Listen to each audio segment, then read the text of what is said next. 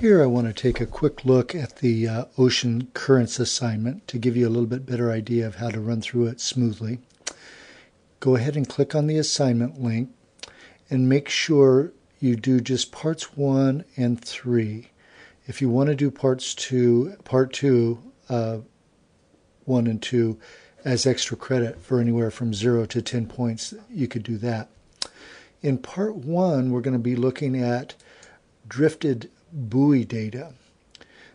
Buoys are set up so that you can measure their location, and they drift with the current by having these parachute sort of drag or some sort of a sail so that they catch the current and drift around the world. This way, when you use your GPS and find out where they are at any given day, you can figure out what the ocean current must be looking like. Okay, read the information here, and what we're going to do is we're going to plot this buoy data. Now you have two options. One, you can go ahead and look at this map here, print it out, and plot it by hand. The other option is to use an Excel file for easy plotting. And let me show you that real quickly. Here's the Excel file, and this is the first buoy, second buoy, third buoy. And we can look over here. It's off the screen right now, but you can look at the legend.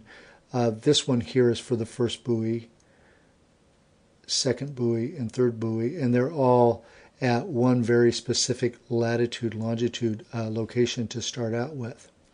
But what you'll do is you'll type in the data that's given to you, and it will show you how the buoy drifted. You'll have to add an arrow somehow to your data, but that's pretty easy to do. But let me just show you how this works. So right now this is at 0 and 120 degrees west. So remember, Greenwich, England is the 0 longitude. That's the prime meridian. So when you go to the left of Greenwich, west of Greenwich, you get to the United States, and so this would be minus 120. Over here, when you go to the right of Greenwich, this would be 150, and then 180 is the international date line, and then these numbers are negative. So positive to the left of the international date line, and negative to the right of the international date line. But let me say I'll put this up at 30 degrees, the first data point, and notice how this moves up here, this position moves up here, and I could change the longitude to minus 140 and get it out in the middle of the ocean. Okay, once I get a graph, all the data input that I like, and it looks good, I can copy this by selecting the graph. Notice I click on this, and then go up either to the copy icon here, or use the Control-C to do that. And then what I like to do is I like to use this paint program that you can find on most PCs. Under the program, from the start menu, go up to Programs and Accessories. And then I just paste it right into the paint program. Paste. And then if I wanted to add an arrow or something like that, I could do that. Oh, maybe that's not a thick enough arrow. And I could change the color and things like that to get the arrow on there appropriately. And then what I would do is I would save this, and I usually like to save it as a JPEG.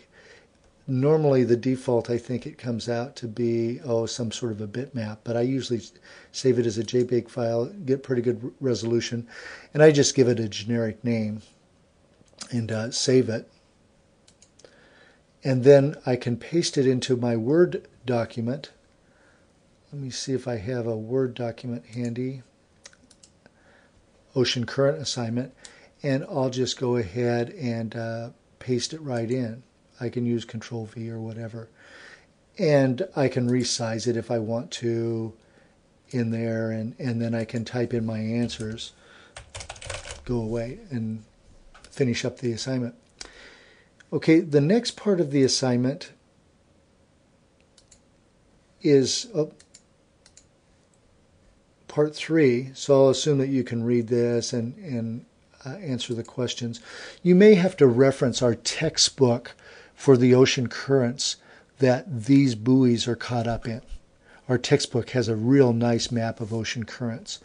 This assignment also has a map on it, but it's a fairly poor resolution. It's a little bit hard to read. The next thing we'll look at will be the vertical structure of the ocean.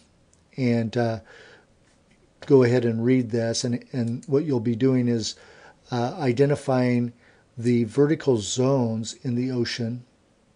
And one way to go ahead and do this is you could, again, copy the image here and go over to the paint program and paste the image into the paint program. Okay, I could resize this if I want to. And then you could draw a line really nicely. I like to hit the Shift key. And I may not have done that very well, so I'm going to go Control Z to undo that line and get it a little bit higher.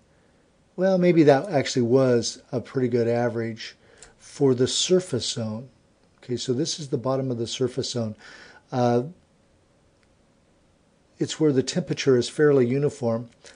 As the temperature starts changing, that's the thermocline.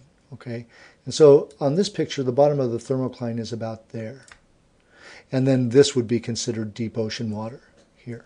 And so you'll have to pick that on the other three, well, all three of the images shown.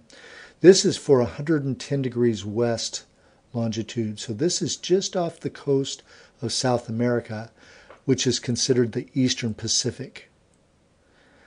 And the surface layer, surface zone, is fairly shallow. It's not very deep here. But as you look at the different images in the assignment, make sure you look at what longitude the image corresponds to.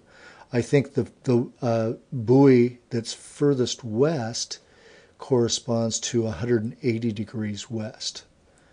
So the other thing I should mention about this buoy data is this buoy, this is data from 5 buoys. And they're 8 degrees north to 8 degrees south of the equator. So they're huddled around the equator. They're part of the TOW array, the Tropical Ocean Atmosphere Array for measuring El Nino signals. And these are anchored or moored to the bottom of the ocean, the buoy itself is, with thermometers placed at different intervals all the way down to 500 meters. 500 meters is a little bit over a quarter of a mile, close to a third of a mile. So they go down pretty far. Okay, I think that, and well, actually here on this, I could save this and I could go back over to my Word document, and after I get done answering these questions, I can paste this, either Control V or hit the paste button. Oh, actually, better yet, I should insert picture, and then I saved it as F1, picture F1. I could scroll down. I've got all sorts of pictures here, but here's my F1 picture. I can insert that, and then I can write about it and things like that. Again, you may want to resize this because it doesn't have to be that big to get the point across. Okay, good.